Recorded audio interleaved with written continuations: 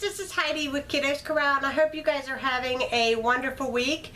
I kind of want to do a part 1, part 2 series on homeschooling, and I'm in my swivel chair and I can't help but want to go like this. Anyways, I kind of wanted to do the part 1 series in this video on, why we chose to homeschool our kids. I did a small video in the past about why we chose to homeschool the kids, but since that video I have received a few extra questions. So I'm hoping that I won't get disturbed and I'll be able to get this video completed for you all and to let you know why we decided to homeschool. Now, when the kids started, first of all, if you're not familiar with my channel, I have 3 kids, all boys. There's Lucas, and he's 18. There's Jonathan, and he is 16. And there is Dylan, and he is 15. So they are pretty grown up now, and I'm a home of all teenage boys, which is a lot of fun. This past year, both of my 2 older sons graduated high school, and Lucas graduated 6 months early, and John graduated a year early. So I am very, very proud that they are finally done and finished. Jonathan is looking at joining the Air Force, and Lucas is looking into going to dental school. So I am very, very excited about their futures and all that they will be accomplishing.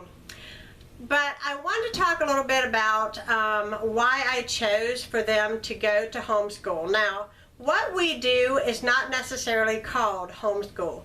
It is called the extension program. And what that is that they are actually enrolled in a local private school in my area. They give us the curriculum, and what they do is they do all of their schoolwork here at the house. And then they go into the school once a week. I go with them. And they have accredited teachers that tutor them in any kind of problems that I didn't feel that I was able to, math is not my strong suit. English I can do, but explaining it is kind of difficult for me. And so it is nice to have tutors on hand when I get stuck, especially. And they are great help to the boys. And then they take their test on that curriculum when they complete the workbook, which in part 2 I will share the curriculum. Now, they can go to school either on Monday or Tuesday, and if they're seniors they can go on Monday or Tuesday, whatever day they choose, and also Fridays. Fridays is specifically for seniors to get extra tutoring, extra testing if they want to get ahead, and also too they do ACT testing on that day. They do a pre-test, and they also do tutoring for the ACT. So that has been a super, super blessing to our family. Now, my kids all attended preschool, except for they went to a facility that was a little Christian church here in our area. The preschool was 2, maybe 3 days a week. It's been so long ago, I don't remember, but I'm thinking it was no more than 2.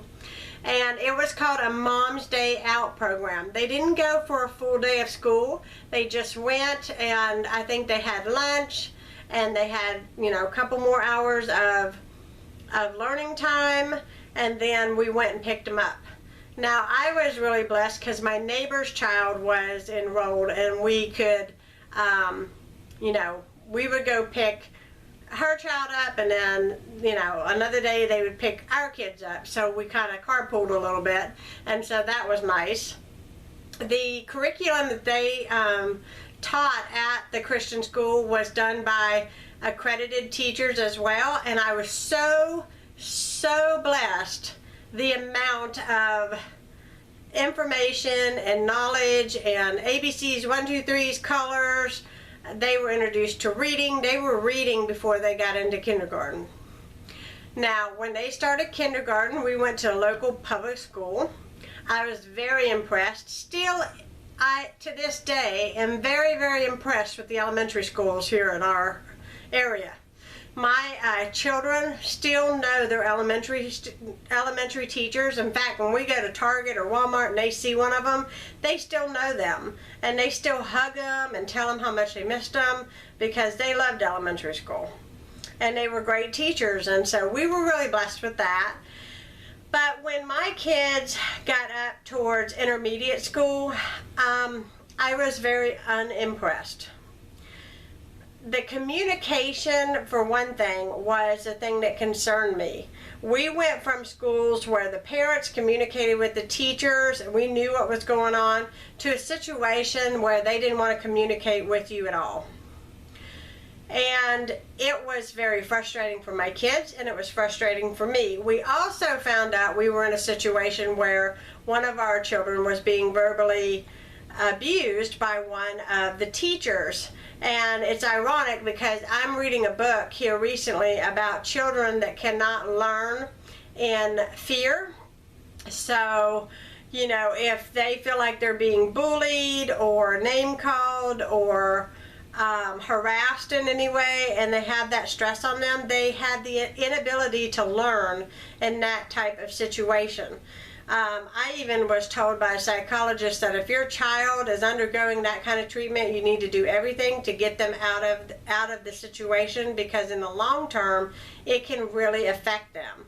When we started homeschooling the kids, right after we discovered that we had this situation, I had to spend that first year building one of my children's confidence levels that was on the floor all the way back up. They thought they were stupid. They thought they could not do anything, and they were very frustrated. I will tell you that the first year was a nightmare in the homeschooling realm. They fought me tooth and nail because I was mom and I was not teacher. They thought I'd let them watch TV. We had to make changes in our household. We got rid of cable. We got rid of video games. We did not allow certain things in our home because they were a distraction. Because we were trying to send a direct message that we're homeschooling, so therefore you need to do your work. And, you know, they were kids and they tried to, you know, kind of fight me and all this stuff. But it kind of aggravates me with YouTube a little bit, because sometimes there will be homeschool moms that paint this Brady Bunch homeschool picture for all of you guys, and it's really not the case in most situations.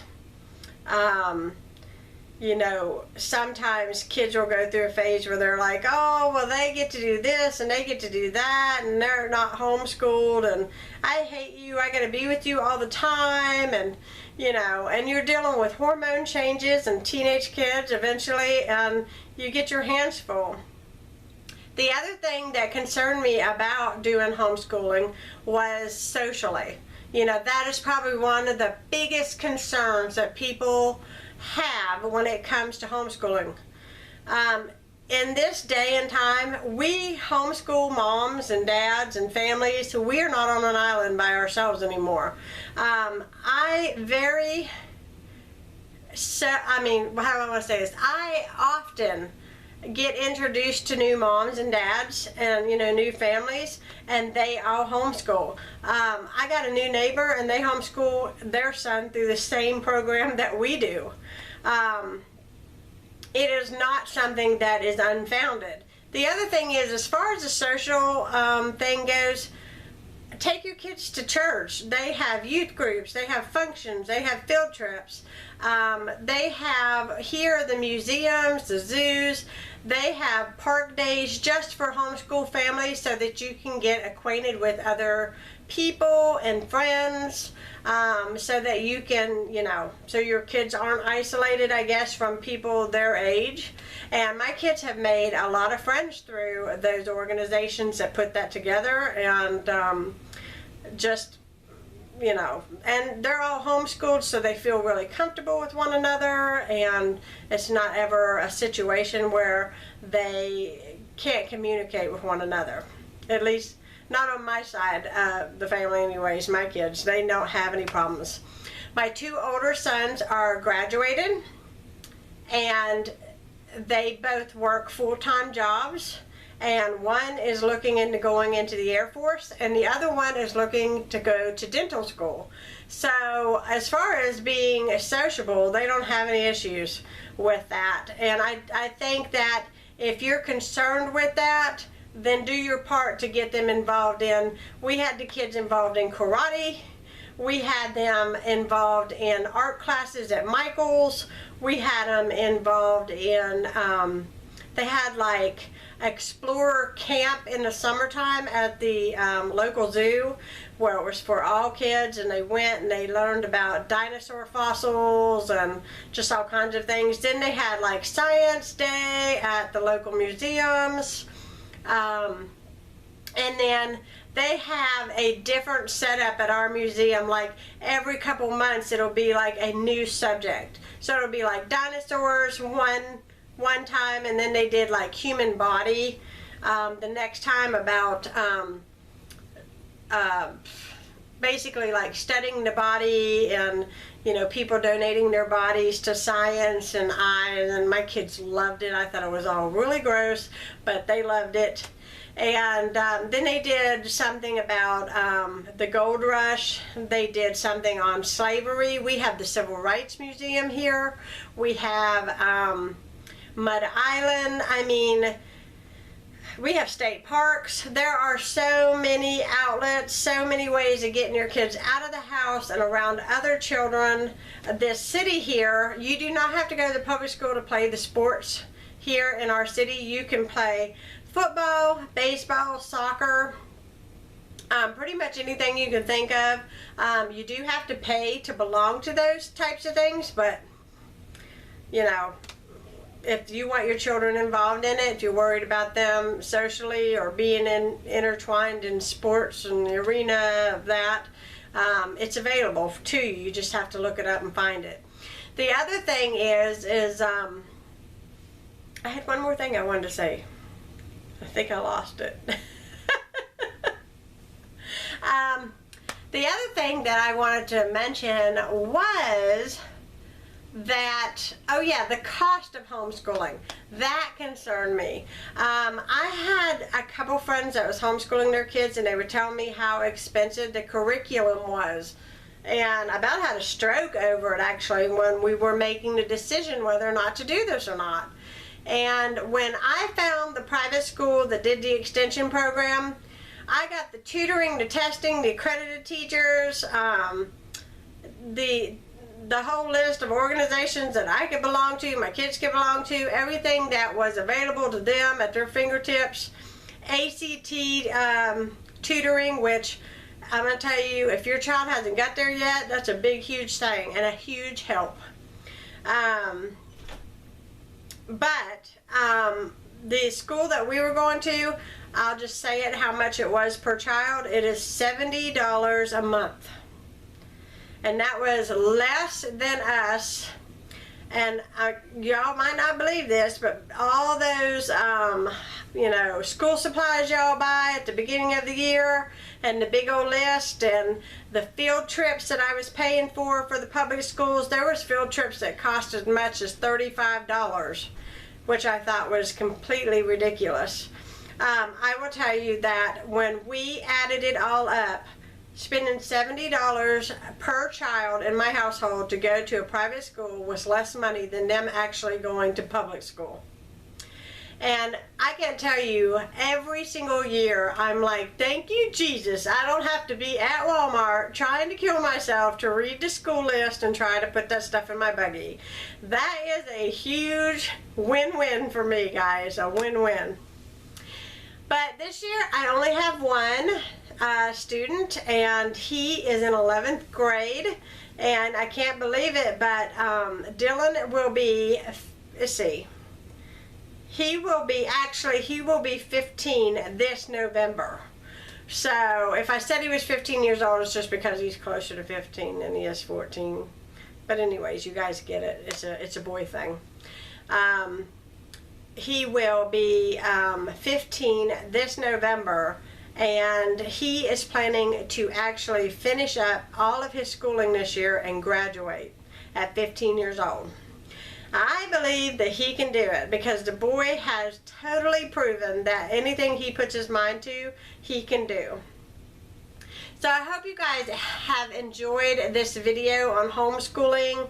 I hope it wasn't a bore snore to you guys, but hopefully I'm in some way being encouraging to you guys not to give up on the idea of homeschooling. It can be a very blessed thing.